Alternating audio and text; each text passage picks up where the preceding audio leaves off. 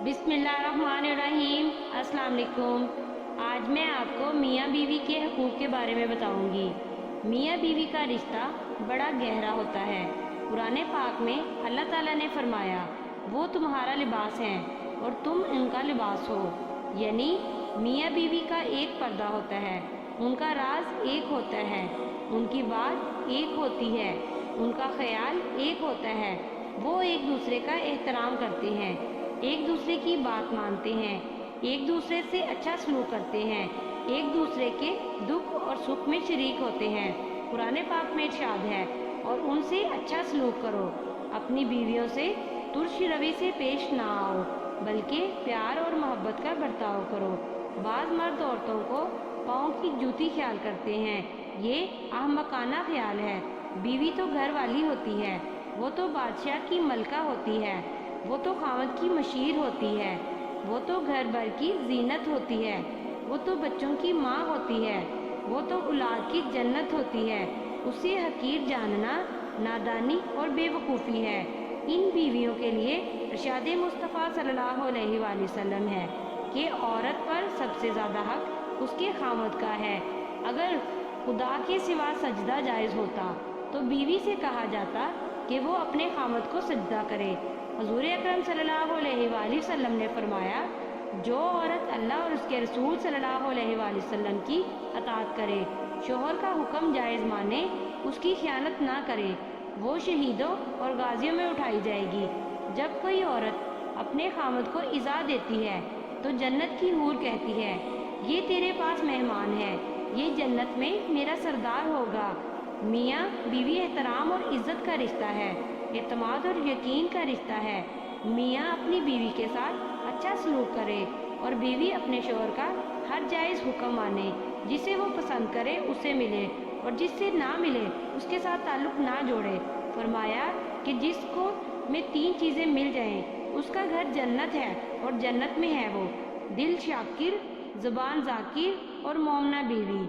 बीवियों को चाहिए कि वो मिसाल बने उम्मुल मोमिनीन हज़रत खतीजा रज़ी अल्लाह ताला अन्हा की, उम्मुल मोमिनीन हज़रत आयशा सिद्दीक़ा रज़ी अल्लाह ताला अन्हा की, उम्मुल मोमिनीन हज़रत सफ़िया रज़ी अल्लाह ताला अन्हा की, उम्मुल मोमिनीन हज़रत उम्मे सलमा रज़ी अल्लाह ताला अन्हा की, हज़रत बीबी हाजरा रज़ी अल्लाह ताला अन्हा की, हज़रत बीबी रहमत जो हज़रत अयूब की बीवी थी, हज़रत फ़ातिमा तो ज़हरा रज़ी अल्लाह ताला अन्हा की, हज़रत ज़ैनब रज़ी अल्लाह ताला अन्हा हमशीर इमाम हुसैन रज़ी अल्लाह ताला अन्हु की। इनकी ज़िंदगियों का मुताला करें और उनके नक्शे कदम पर चलें, फिर सारी ज़िंदगी बंदगी बन जाएगी।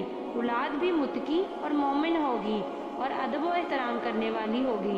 इस्लाम और रसूल खुदा की मोहब्बत उनके दिलों में नक्श होगी। आजकल इस दौर में तलाक का रवाज पड़ गया है, मामूली सी बात पर तलाक दे दी जाती है। मेरे कमली वाले ने फरमाया, कोई चीज़ ज़मीन पर तलाक से ज़्यादा नापसंदीदा नहीं पैदा की गई। शैतान अपने उस चेले को शाबाश देता है जो मर्द और औरत में जुदाई डाल देता है, तलाक दिलवाता है। हुज़ूर अकरम सल्लल्लाहु अलैहि वसल्लम ने फरमाया, वो औरत जो बगैर शरई उज़र के मर्द से तलाक तलब करती है, वो जन्नत की खुशबू तक ना पाएगी। तलाक की नौबत क्यों आए?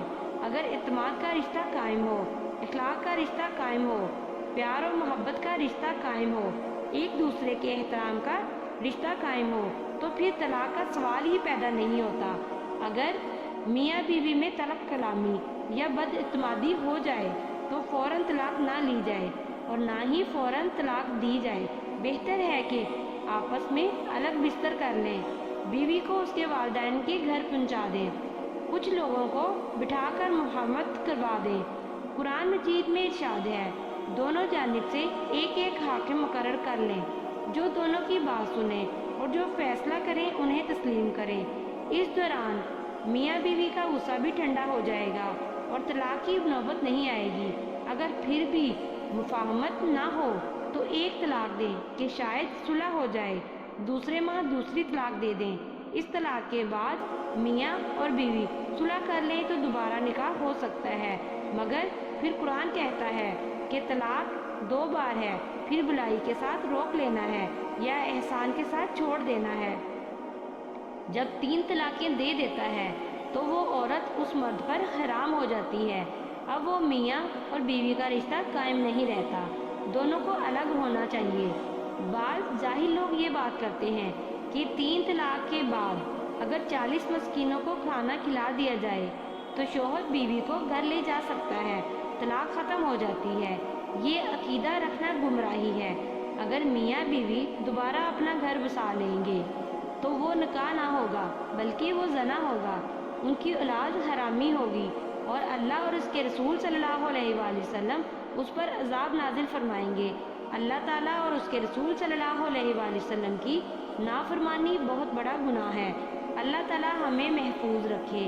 ہمیں ہر کام میں اطاعت رسول صلی اللہ علیہ وآلہ وسلم اور اتباع رسول صلی اللہ علیہ وآلہ وسلم کو اپنانا ہوگا۔